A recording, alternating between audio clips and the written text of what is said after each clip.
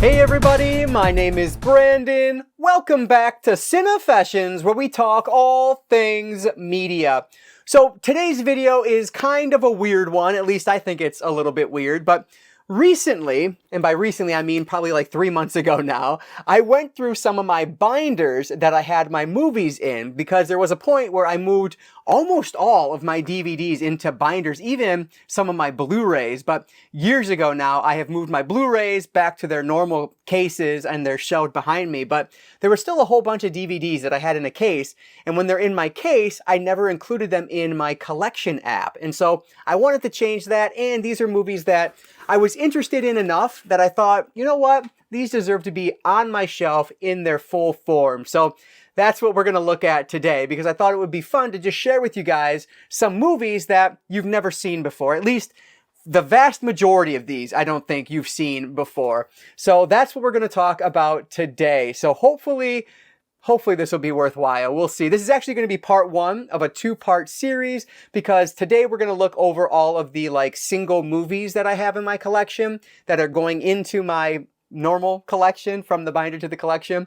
And then part two is going to be a plethora of multi-feature packs that are going from the binder into my standard movie collection. So many of these I bought on, especially with the next video on the multi-features, I bought these super cheap from Walmart back in 2010-ish. And so that's why I'm pretty certain that you guys haven't seen most of these. But anyway, let's do it, guys. Hopefully you'll enjoy this video. So let's not waste any more time at all. Let's dive right into my Not a Haul Part 1.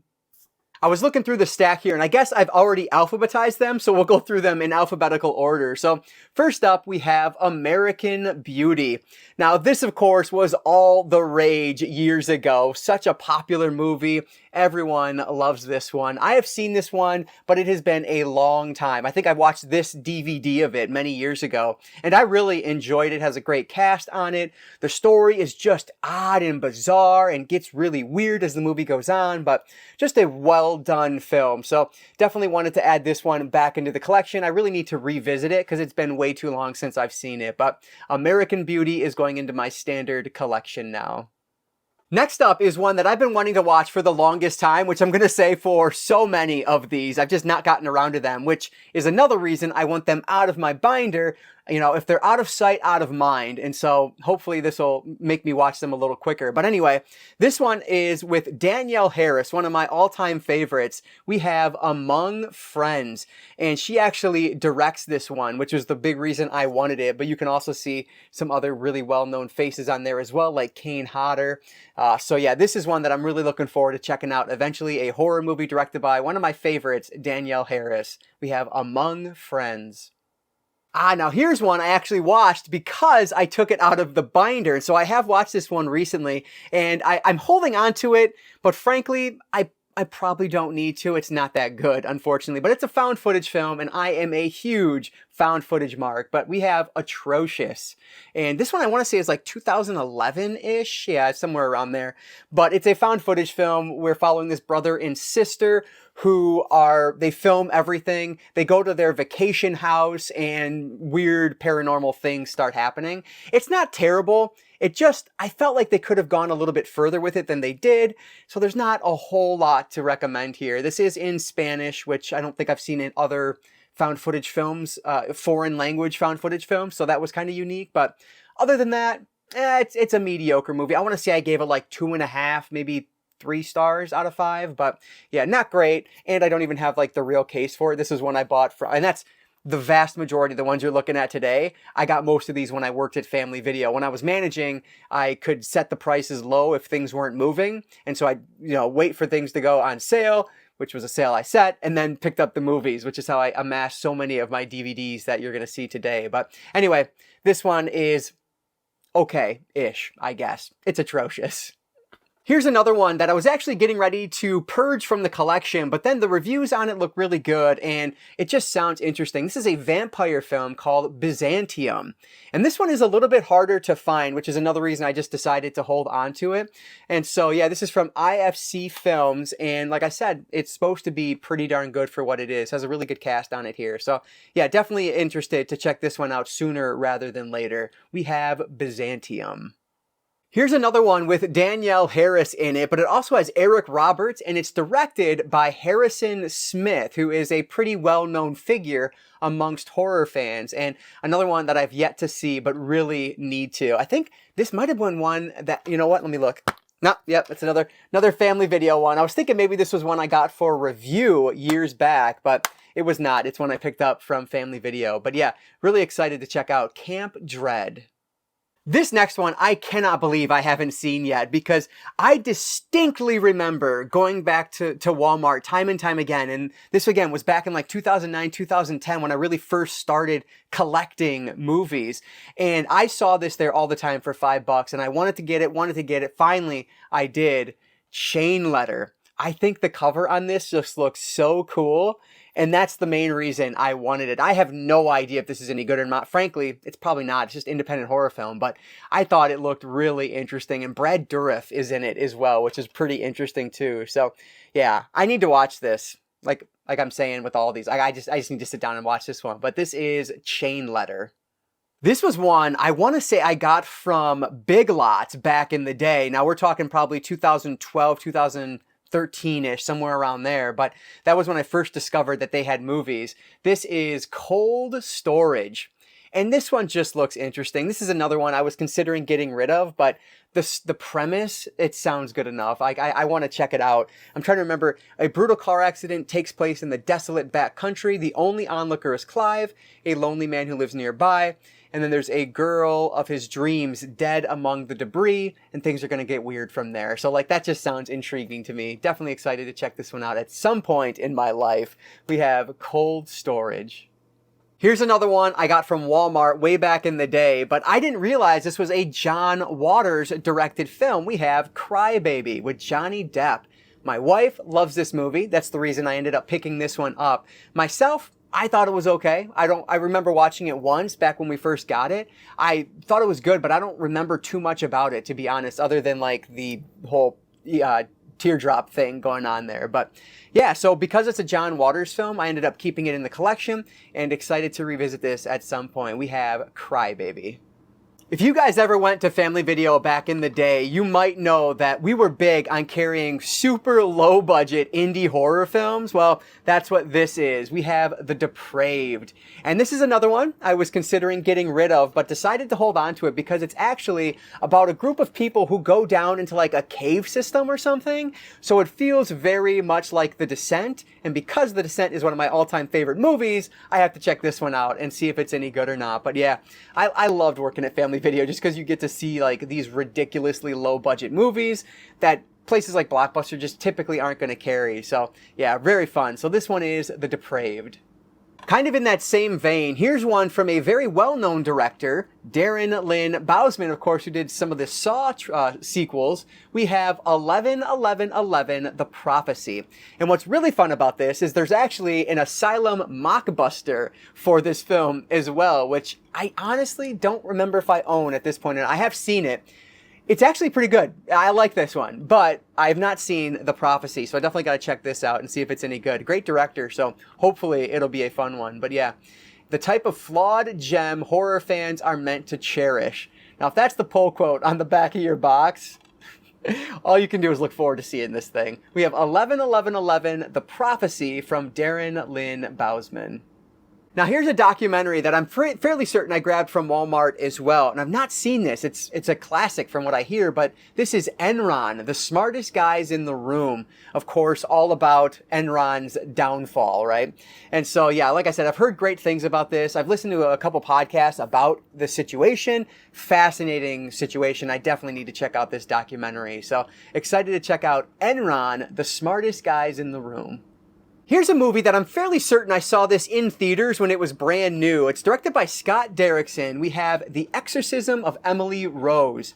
Now, if I have seen this one, honestly, I remember nothing about it, but it does look a little bit familiar on the back here. I don't think I've watched this DVD that I grabbed from Walmart many years ago, but I'm fairly certain we did go see this one in theaters. But yeah, either way, definitely have to revisit this one and see how it is. This is Laura Linney is in this, which is pretty interesting, and Tom Wilkinson. So very good cast on it. Definitely got to revisit this. The Exorcism of Emily Rose.